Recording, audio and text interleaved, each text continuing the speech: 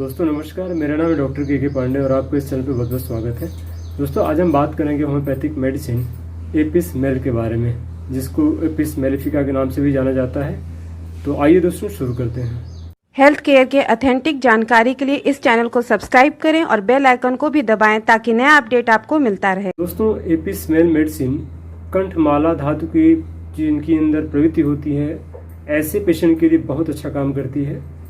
कंठमाला अर्थात glandular swelling. Apis mail दोस्तों बनती है, मधुमक्खी होती है उसके विष से।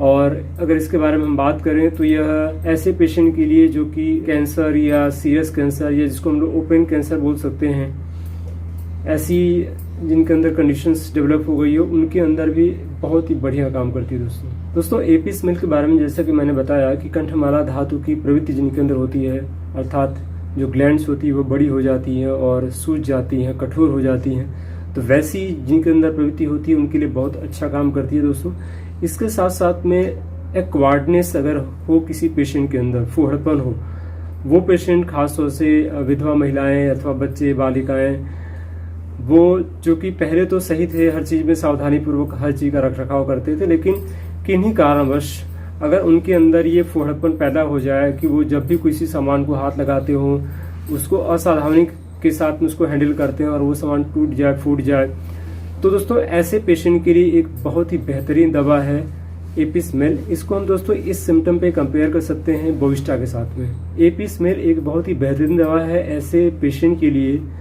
जिनके अंदर जो विस्फोटक ज्वर होते हैं। विस्फोटक ज्वर मतलब ऐसे ज्वर जिनके बाद या जिनके दौरान शरीर पे कोई न कोई उद्भेद पैदा हो जाए, इरप्शंस पैदा हो जाए, एक्जेंथिमा जिसको बोल सकते हैं दोस्तों, पैदा हो जाए, तो वैसे रोगों के लिए या वैसे रोगियों के लिए एक बहुत ही बेहतरीन दवा है। दो कंडीशन दोस्तों हमेशा ध्यान देनी है ऐसे पेशेंट के लिए। पहली कंडीशन ये होती है कि या तो इरप्शंस प्रॉपरली आ नहीं पाए हों या पूरी तरीके से बाहर नहीं निकल पाए हों। दूसरी कंडीशन वो होती है कि जो इरप्शंस बाहर निकलने वाले थे वो सप्रेस हो गए हों। तीन दोनों कंडीशन में दोस्तों एक बेहतरीन दवा है एपिस मेल। इसके कुछ एग्जांपल्स हम ले सकते हैं, जैसे मिजल्स, स्कारलेटिना, अर्टिकेरिया। अगर ये सारे कंडीशंस में जो फीवर होता है या फीवर के दौरान जो ये कंडीशंस होती है, अगर इन कंडीशंस में इरप्शंस प्रॉपर तरीके से नहीं निकल पाए, पूरी तरह से डेवलप ना हो पाए या फिर सप्रेस हो जाए, तो दोस्तों ऐसी पेशेंट के लिए, ऐसी कंडीशन के लिए एक बेहतरीन दवा है एपिस मेल। दोस्तों ईर्ष्या, क्रोध, भय, विरक्ति अथवा दुखद समाचारों के फलस्वरूप जो प्रकट होने वाले रोग होते हैं, वैसे रोगों को सही करने के लिए एक अच्छी दवा है एपिस मेल।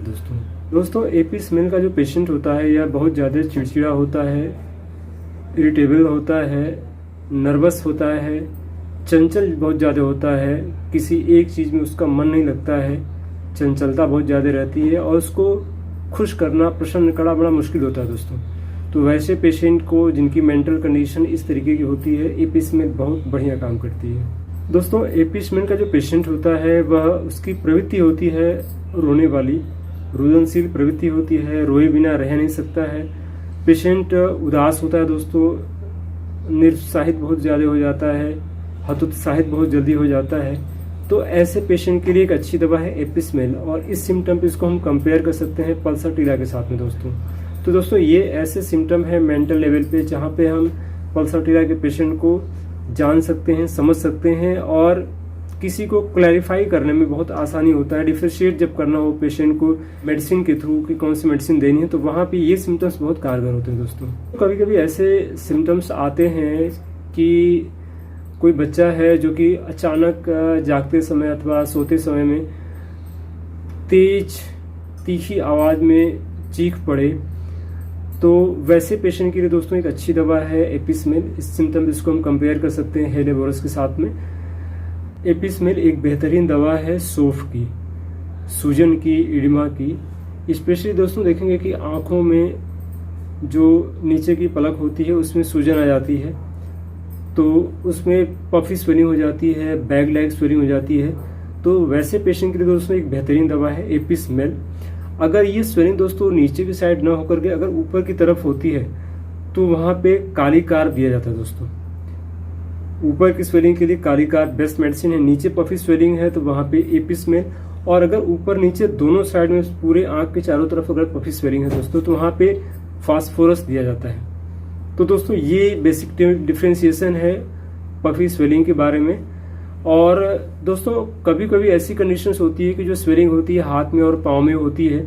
हाथ में और पाँव में अगर स्वेलिंग हो, उसके साथ साथ में अगर प्यास न हो दोस्तों, तो वहाँ पे एपिस्मेल बहुत ही बेहतरीन काम करती है, क्योंकि एपिस्मेल की जो सबसे कैरेक्टरिस्टिक सिम्टम है दोस्तों की प्यास का न होना, स्वेलिंग विथ थर्स्टलेसनेस।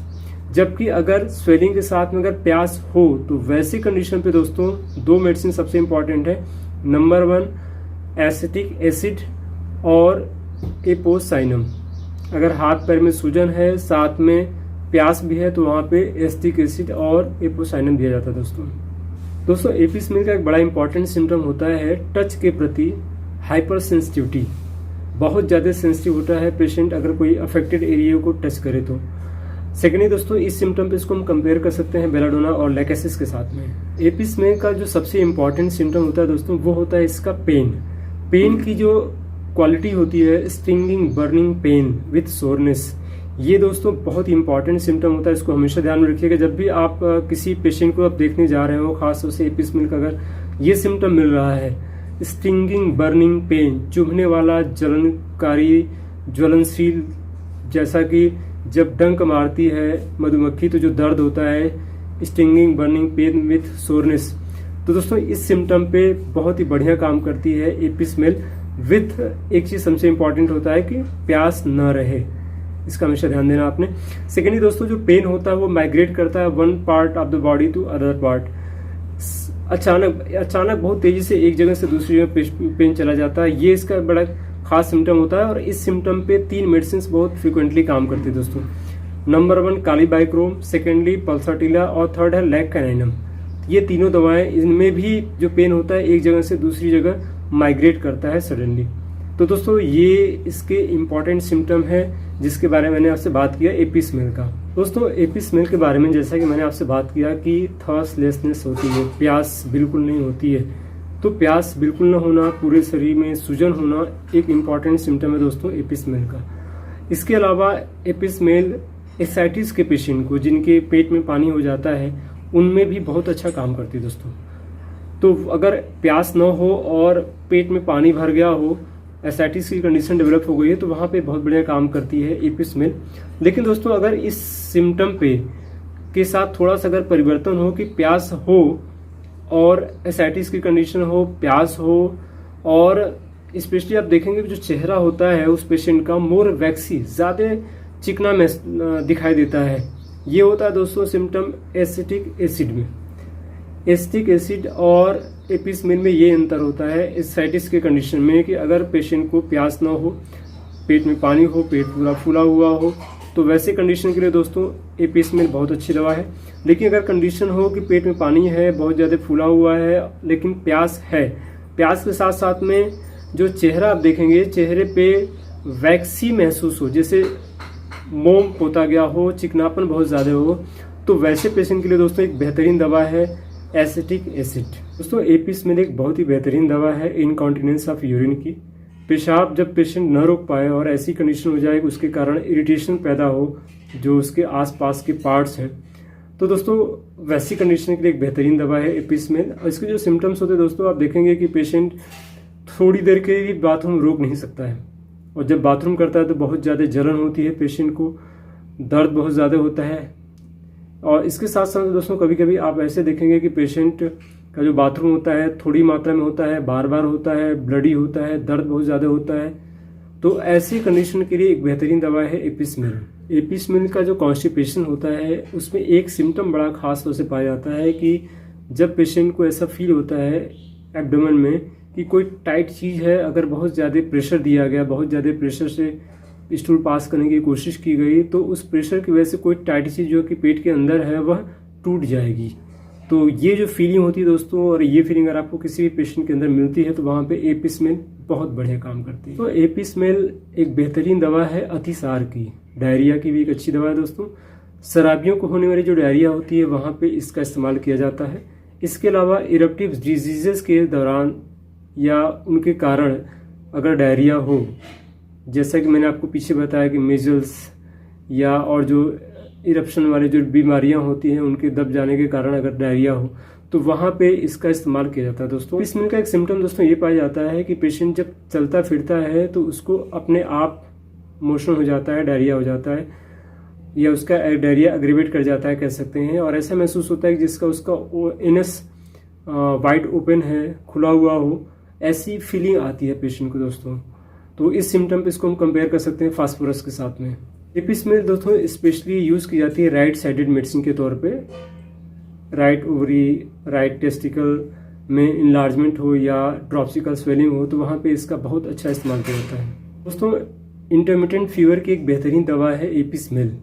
इसका जो खास सिम्टम दोस्तों पाया जाता है, इंटरमिटेंट मतलब सविराम ज्वर जो कि एक पर्टिकुलर समय पे आता है, तो इसकी एक खास दवा है एपिस मिल। और इसका जो सबसे बड़ा सिम्टम पाया जाता है दोस्तों कि जो फीवर होता है वो रोज दिन में 3 बजे दोपहर के बाद चिल के साथ हो, कपकपी के साथ आए और साथ में प्यास रहे दोस्तों, ये इसका बड़ा खास सिम्टम होता है। वैसे प्यास इसमें नहीं होती है, लेकिन फीवर के दौरान जब चिल हो और उस दौरान प्यास हो तो वहाँ पे एपिस मिल बहुत बढ़िया काम करती है दोस्तों। इस सिम्टम पे इसको हम कंपेयर कर सकते हैं इग्नेशिया के साथ में। और दोस्तों अगर ये कंडीशन 3 बजे दोपहर के बाद और रात में 3 बजे दोनों समय हो तो वहाँ पे थूजा दी जाती है दोस्तों। उसकी एक बेस्ट मेडिसिन है थूजा। दोस्तों एपिस मिल की पूरक मेडिसिन है, कॉम्प्लीमेंट्री मेडिसिन है नेट्रम्यूर, और रस्टॉक्स को एपिस मिल के पहले या उसके बाद प्रयोग में नहीं लाना चाहिए, इससे नुकसान हो सकता है। इसके अलावा दोस्तों आप देखेंगे कि एपिस मिल के बाद आर्सेनिक और पल्साटिला की क्रिया उत्तम होती है, ये दोनों बढ़िया काम करती हैं। इसके बाद दोस्तों स्कारलेटिना और एल्ब्यूमिनुरिया में जब कैंथेरिस डिजिटलिस या हेलिबोरस ये दवाएं जो कि बेस्ट सेलेक्टेड मेडिसिन होती हैं, जब ये काम नहीं करती हैं तो उसके बाद एपिस मिल देने पर कई बार यह बहुत ही प्रभावी पाई गई है। बहुत बार इसने उस केस को क्योर किया हुआ है। दोस्तों एपिस मिल का जो पेशेंट होता है उसको दूध पीने की बहुत इच्छा होती है, जैसा कि रस्टॉक्स में भी पाया जाता है।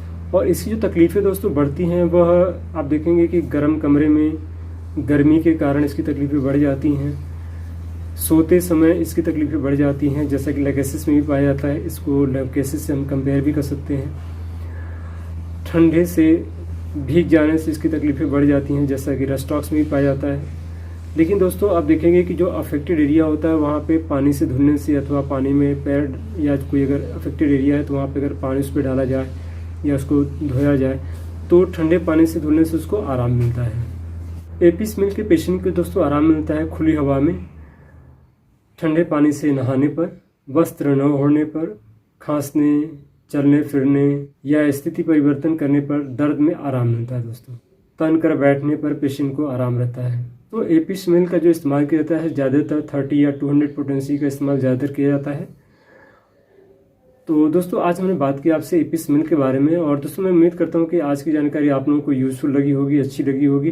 दोस्तों जानकारी अच्छी लगी है तो इसको लाइक करिएगा, शेयर करिएगा अपने ज़्यादा से ज़्यादा दोस्तों में। चैनल पर नए हैं तो सब्सक्राइब जरूर करिएगा और नोटिफिकेशन बेल को भी दबाइएगा ताकि भविष्य में आने वाली हर वीडियो की जानकारी आप लोगों को मिलती रहे।